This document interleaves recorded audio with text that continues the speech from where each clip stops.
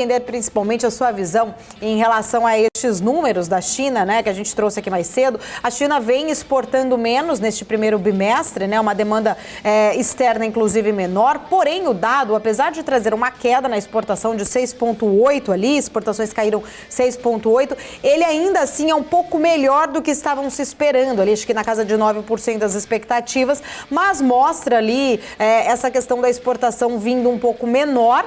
A gente teve dado aí, né, trazendo uma estimativa de um crescimento até que acabou desagradando um pouco mais ali, em torno de 5% do PIB chinês esse ano, menor, se não me engano, das últimas 3 décadas, que foi anunciado no último domingo. Mas eu queria entender a sua visão, o quanto isso pode, né, acabar trazendo de impacto, principalmente para nós que somos ali, temos uma grande balança comercial com a China.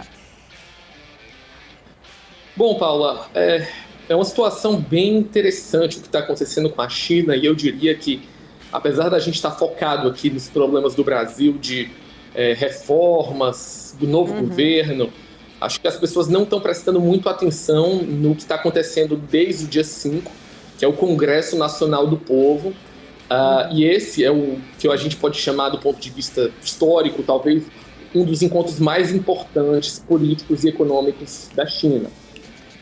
No ano passado, de fato, a China teve o menor crescimento econômico de toda a história. Isso porque ela estava ainda presa naquela questão da política de Covid-0, enquanto o resto do planeta inteiro já estava vacinado com vacinas de uma alta capacidade, de sistemas de mRNA. A China ficou presa um pouco ainda naquelas vacinas tradicionais deles, que de fato, cientificamente, não tem a mesma potência das vacinas ocidentais.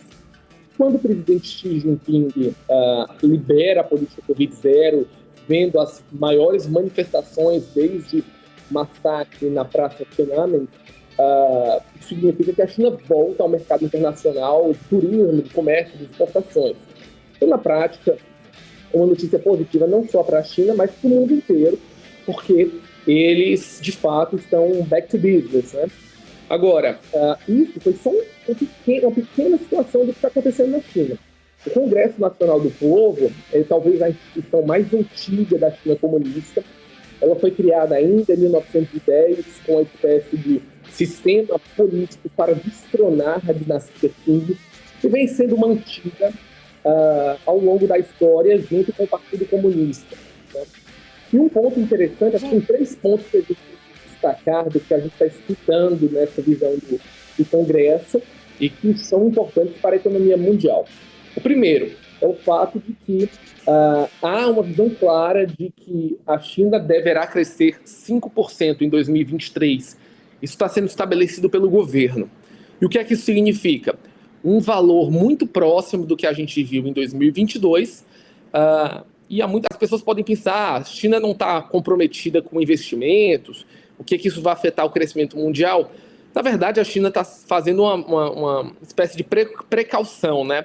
Os membros do Partido Comunista Chinês, do Politburo, eles imaginam que o crescimento a todo custo é um risco para a própria sobrevivência política da China, e o fato de toda a crise que a gente assistiu com a Evergrande, todas as outras empresas que estão, sim, ainda sendo, de alguma maneira, ajudadas pelo governo, grande intervenção do Banco Central e de bancos regionais, eles não querem que isso ocorra em 2023, com uma possível crise financeira em outros setores causados por forte aquecimento econômico ou incentivos mal alocados. Isso pode, de fato, ir ao crescimento econômico chinês. Então, na prática, a gente vai crescer com responsabilidade.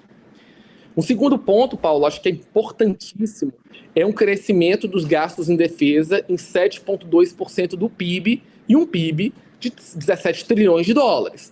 Ou seja, preocupações com Taiwan vão estar no radar, principalmente depois da invasão da Ucrânia. E gastos militares na China significam que empresas militares na Ásia vão receber parte desses recursos. Isso é uma coisa para estar no radar. Possibilidade de negociação com empresas como a Embraer também é muito grande, já que a Embraer faz equipamentos militares que podem sim ser exportados à China. Ou seja, podemos ter algum benefício em relação a isso. E o terceiro ponto, e eu acho que do ponto de vista político, é que há a confirmação de Li Qiang como o premier chinês e o segundo em comando da China, o braço direito de Xi Jinping. Então as palavras do que ele vai falar a partir de agora têm que ser levadas em consideração em tudo do ponto de vista político e econômico.